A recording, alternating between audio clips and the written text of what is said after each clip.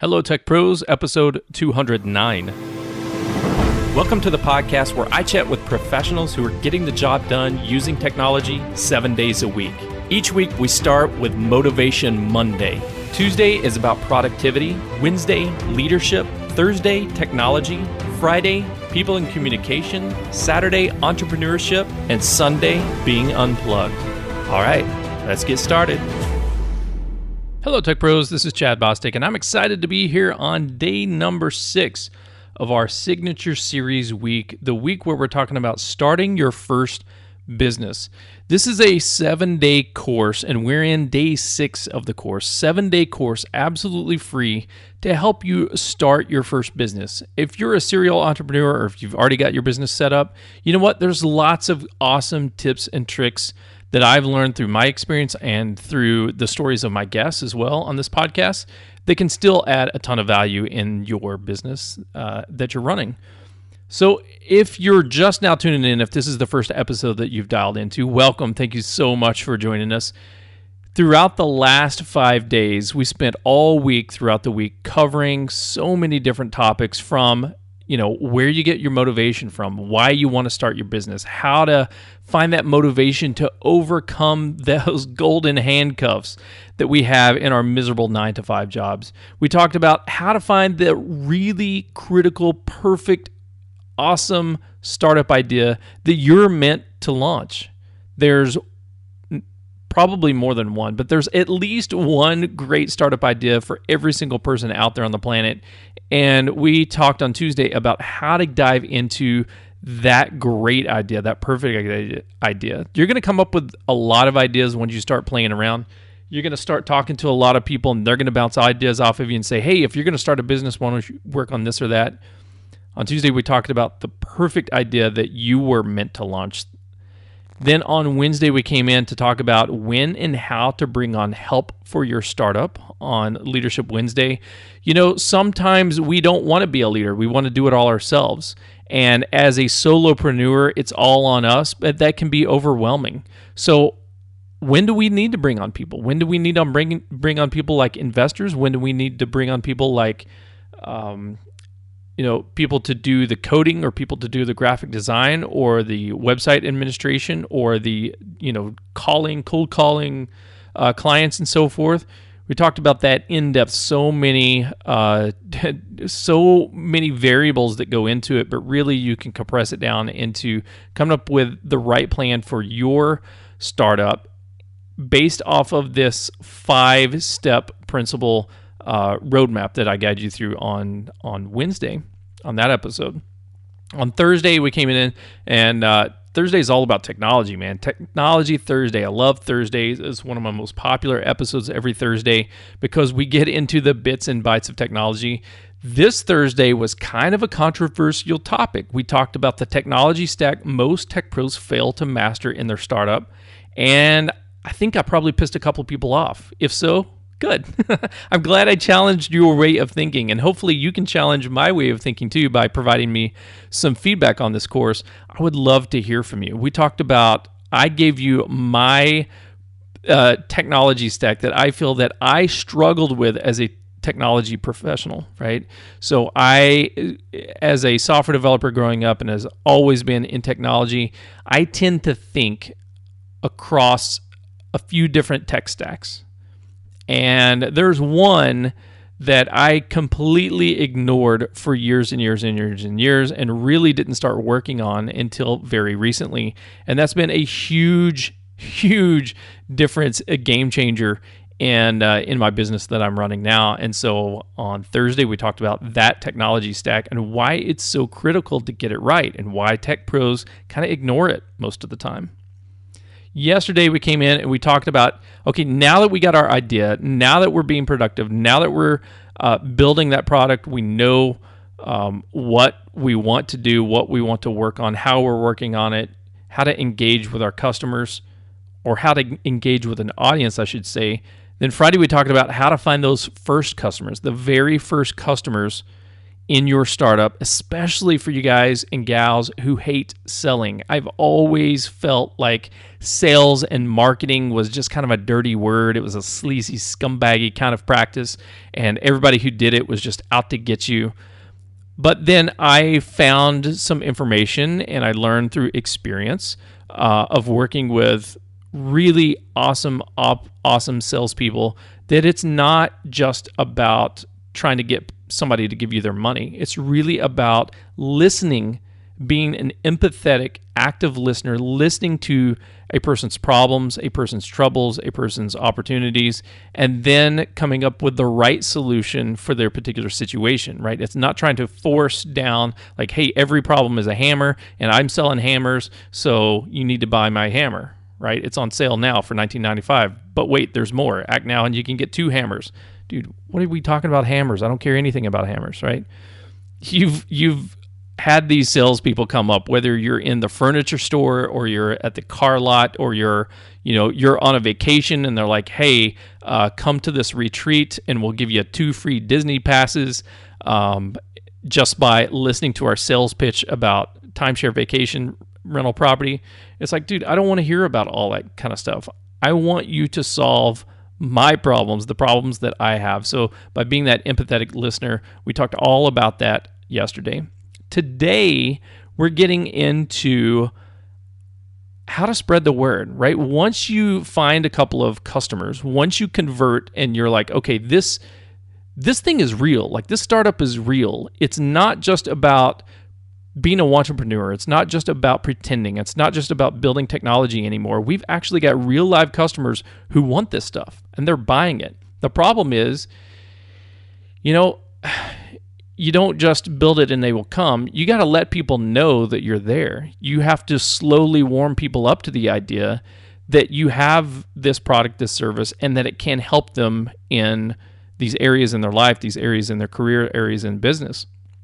And so how do you get the word out on the street?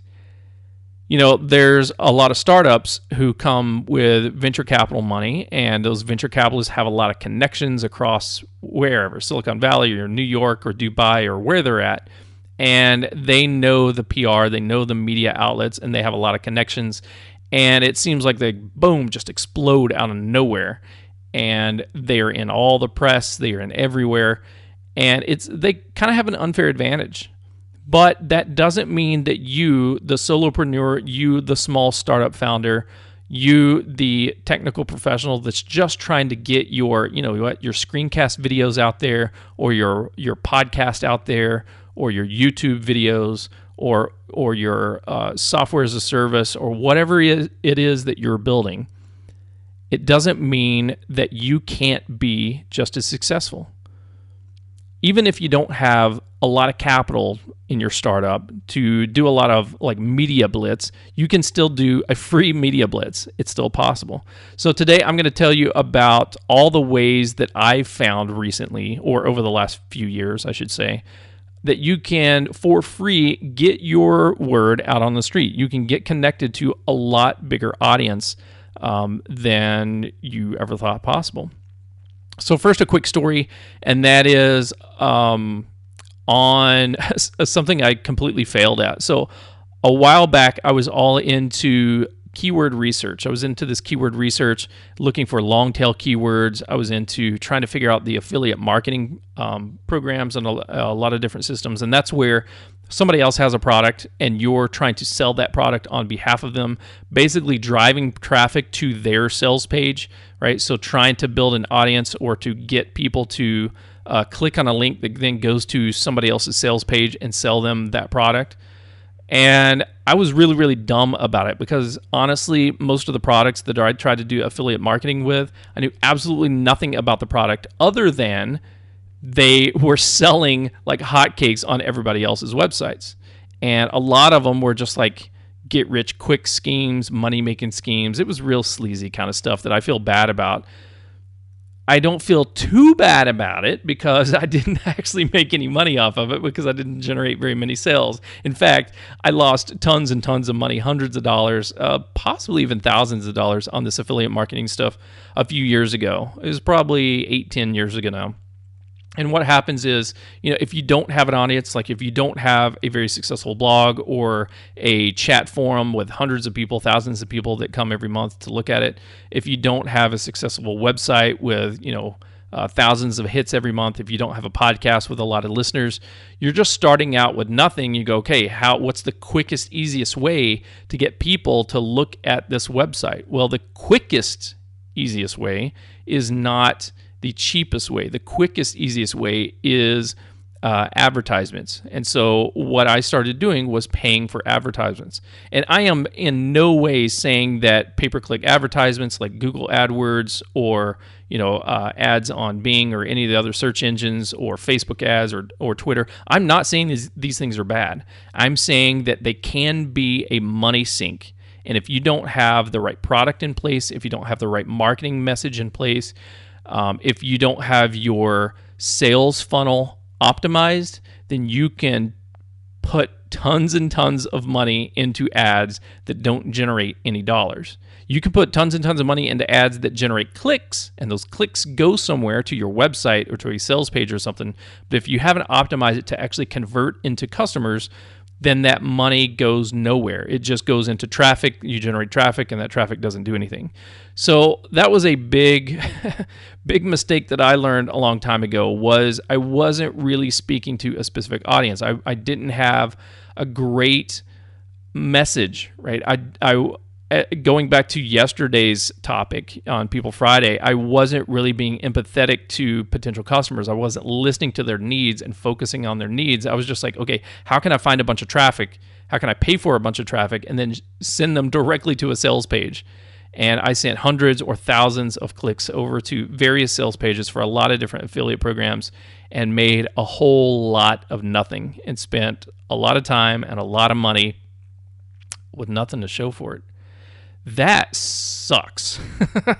When you are working your full-time 9-to-5 job and you're not very excited about working that full-time 9-to-5 job, and you're like, I got to do something to make some extra money to cash out of here. I got to build a business on the side, and instead of making money, you are spending your savings, or you are spending more than you should be, and you're not having anything in return. That feels like somebody's boot stomping you on your heart. It is horrible, horrible feeling. I don't want you guys to feel that. I think pay-per-click ads are amazing. They're absolutely phenomenal in the right context. When you have the right system in place, you know your product, you know your customer is more important than knowing your product. Knowing your customer and knowing how to communicate with them, knowing exactly what they need, and then putting that in front of them and having your funnel optimized where that if you're paying $1 for every person that clicks on the link, then you're making $2 for every person that comes in, right? Because X number of people, 10% of the people are going to buy, and when they buy, they're going to buy a $100 thing, and da-da-da-da, right? Do the math. Okay, if you don't want to go through that at the very, very beginning, or you don't have the money to spend, it's going to be probably a slower game, honestly. It's going to be a slower game because you're going to have to build up traffic over time. You're going to have to build up an audience over time.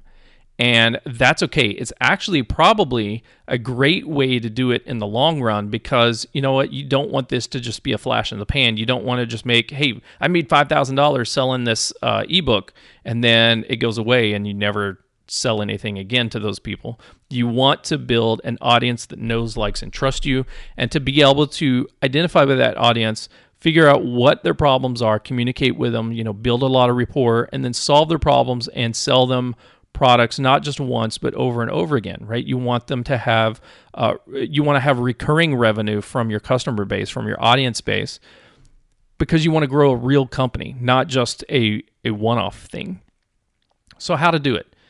The first thing to do is really look at your existing network of friends and family. There's a great chance that your friends and family care nothing about the products and services that you're trying to offer. However, they may know somebody who does, right? So again, going back to some of the discussions we talked about earlier in the week, it's really identifying who those key people are, right? Who those great potential customers are, and then getting the message in front of them. And an awesome way to do that is just say, hey, Mom, you know anybody who fits this? Hey, Dad, you know anybody who sounds like this? Hey, Cousin Eddie, do you know anybody back on the farm that has these kind of problems? And just talk to people and build out a network the old school way, which is just through referrals, right? Get the word out on the street. Tell people that you are looking for these kind of people. Give folks like I hate to use the word business card, but a business card or a flyer or an email that they can look back on and say, you know what, Chad was looking for somebody, and this person that I'm talking to, she kind of rings a bell. She might be good for Chad. Let me look at that thing that Chad was talking about. Oh yeah, it's about anxiety. Well, she's talking about her anxieties. Maybe Chad could help her out, right? And so the more people you talk to in the beginning and really, really talk to and spread the word, not to pitch your products and services. Again, going back to yesterday's message, it's not about trying to sell people on the fact that they need to sell their stuff, but just like, hey, if you hear anybody that has these problems, I just like to talk to them. I don't know if I can help them or not, but I'm working in that space and I'd love to meet them. I want to build relationships. This is all about relationship building. So your existing network of friends and family. Okay, the next one, the next several is about content generation. So when I say content generation, I mean providing some information, putting it out on the internet, and people discovering it. So blogs, podcasts, YouTube videos, tweets, right? You are either writing your own, you're directing your own, you're saying your own, speaking your own, you're building some sort of content, you're putting together some sort of information, you're publicizing it, you're distributing it, and you are at the very beginning kind of waiting for people to come in, waiting to be discovered. Now, this is a long game approach. This is not something that I'm saying that you have to do. You don't have to be a blogger. You don't have to be a podcaster. You don't have to be a YouTuber in order to get your word out. But you might want to take a look at one or more of these and see how it goes and give it a try. Podcasting is not for everyone. I'm not going to recommend that everyone buy a microphone and go out and start a podcast. I don't think blogging is for everyone. I don't think YouTube videos is for everyone. I think each personality and each audience, type of audience that you're trying to get into, each segment of audience, each type of customer that you're trying to relate to, they are going to be on different platforms. So some of the audience members that you want to get in front of, they voraciously read blogs. Like if I think in the food space, right? So maybe healthy meals that you can put together in under 30 minutes, right? That space, there's a lot of people who live on Pinterest and they live in blogs and they're reading lots of articles, they're reading recipes, right? They're looking at pictures. And so you want to put your content in those spaces. Doesn't make sense to have a podcast on 30-minute recipes. Maybe, I don't know. I'm not a cook. I don't do a lot of cooking around here at the Hello Tech Pros kitchen or the Bostic household. So it doesn't make sense for me to listen to a podcast on how to cook because I'm kind of a visual guy when it comes to that. Like I need to see the list so I can take that list to the grocery store, right? I don't want to listen to a podcast about all the ingredients that goes into shepherd's pie, and then I go to the grocery store and I'm like, okay, what was that? And I got to go back and listen to the right sound clip at the right part where they're talking about the ingredients. It doesn't sound like the right platform, right? Podcasting doesn't sound like the right platform for that, but maybe blogging, maybe putting together a photo album on Pinterest or Instagram, that might be the right platform. So really think about that audience member. Really think about that great, awesome customer that you want to get a hold of. Where are they at? For this particular problem that they're searching for, where are they searching? Get in front of them that way. The reason I chose podcasting for this platform is because I know that there's a lot of tech pros out there who have a long commute. They're listening to podcasts on their commute, or they're listening to podcasts when they're working out, and they're already subscribing to tons and tons of podcasts on technology, right? Like I don't know, just how to write code, all the tech podcasts out there. I mean, there's hundreds of them, thousands of them out there.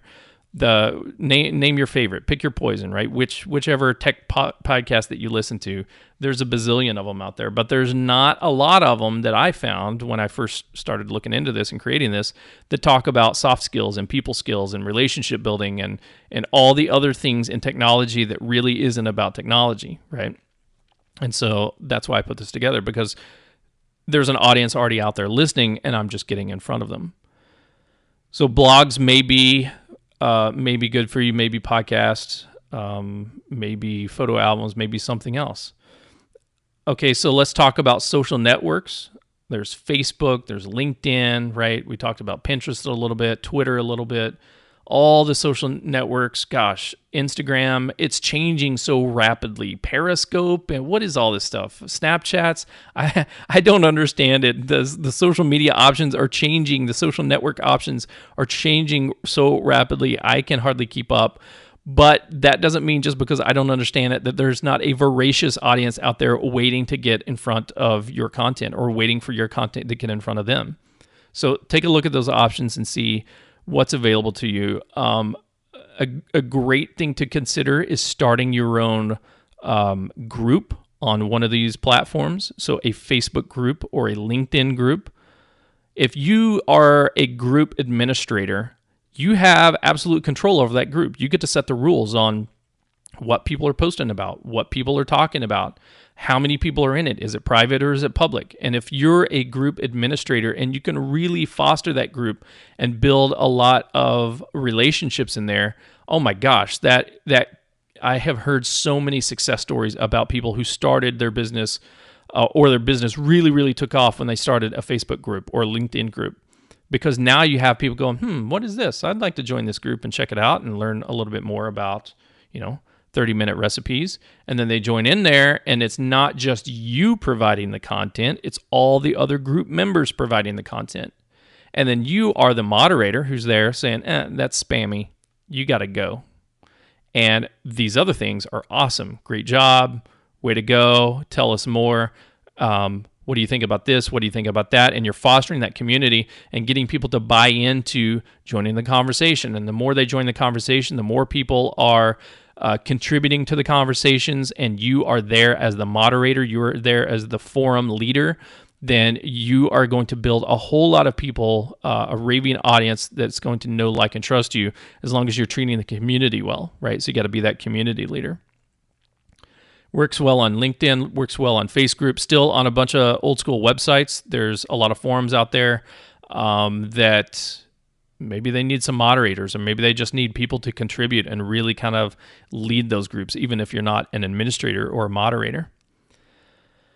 Another interesting one that I have been looking at quite recently is Amazon and Kindle.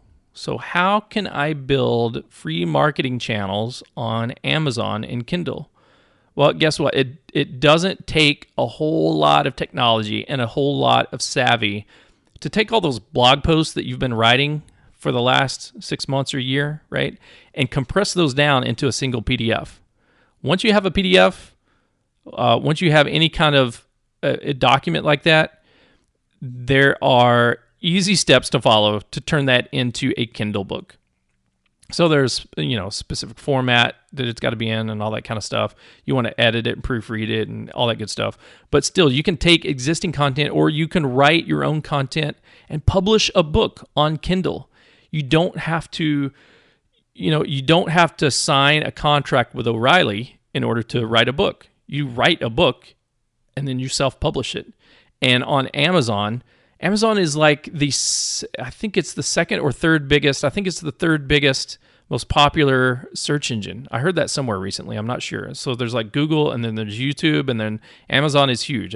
Okay, maybe it's not third, but it's up there. It's really, really high. So many people are searching for solving their problems, and they're searching on Amazon, and they might want a book, they might want a product. They're trying to solve this problem in their life, and if you have a cheap or free ebook that you can publish on Kindle, the goal here is not necessarily to make a bunch of money on your book that's going to be published on Amazon. The goal is to build an audience, of these people that are going to find out about your brand, right? So awesome free marketing channels. Publishing on Amazon is free. You just publish it. Local groups is another one that a lot of people aren't tapping into, right? So at the very beginning of this episode, we talked about, you know what, you got to get out there and hit the streets, talk to your family, talk to your friends, network. Don't just do it with the people that you know, but also meet new people. Go to your chamber of commerce. Go to meetup groups. Like, get out locally in your town. Go to conferences. There's some conferences that are free. Others cost a lot. So obviously, if you're paying $1,000 to go to a conference, that's not a free marketing channel. But there are lots of tech groups all over the place. If you just go to like meetup.com or download the Meetup app, you can search in your area wherever you are. There's probably a group somewhere around, and not necessarily don't try to find or spend your time going to all the technology groups. That's not where your audience is. Unless your audience is like you've built a platform that helps JavaScript developers, great. Then go to the JavaScript meetup. But if you build a platform that helps people, cook food in 30 minutes or less, then you probably not want to go to the JavaScript group, even though your platform or your website is built in JavaScript. You want to go to a different group, right? Maybe there's a culinary group that you can go to. Maybe there's a cooking group that you can go to. And your goal is to just get involved in these communities and start talking to these people and having conversations with them, real life conversations with real life people. They may turn into your first customers, or they may be blog owners or podcasters or something that can help you spread the word. So these are all amazing channels. I have tried out many of them. And had a lot of success in some of them, and not such success in others. When you're first starting out, don't feel overwhelmed. Like, I have to do all of these things. Oh my gosh, Chad gave me a list of like 15 different things that I need to be doing, and I don't have time to do them all. Don't worry about it. First of all, go back to the subject we talked about yesterday. Go back to your customer. Who is that perfect customer? Who is that perfect avatar? Where do they hang out? Where do they hang out online? And where do they hang out in real life? And go to those places. Don't start a podcast if it doesn't make sense. Don't write blogs if it doesn't make sense. The last tip I'll lead you is, when you're thinking about content creation, don't feel like you have to create your own platform, meaning build your own blog with hundreds of articles and all the banners and logos and all that good stuff. Don't feel like you have to start your own podcast and have like a ton of episodes of yourself recording them or have tons of guests. You don't have to do that. You can get on other people's blogs. You can get on other people's podcasts.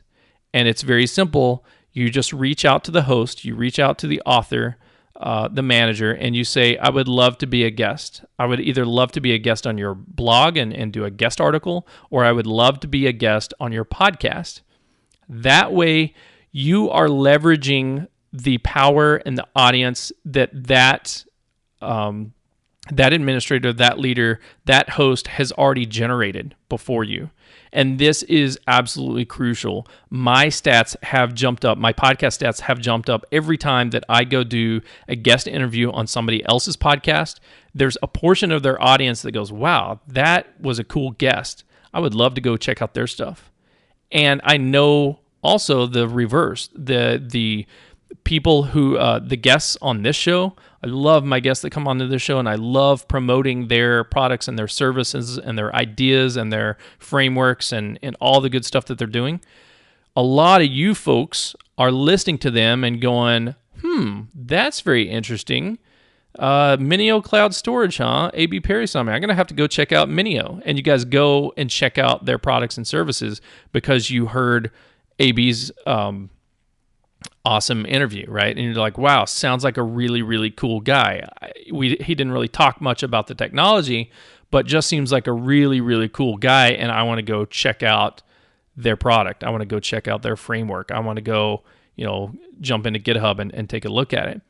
And that's fantastic. I love that. So you can absolutely dominate without having your own blog, without having your own podcast, without doing a whole lot of work on social media, just by getting in front of somebody else's audience.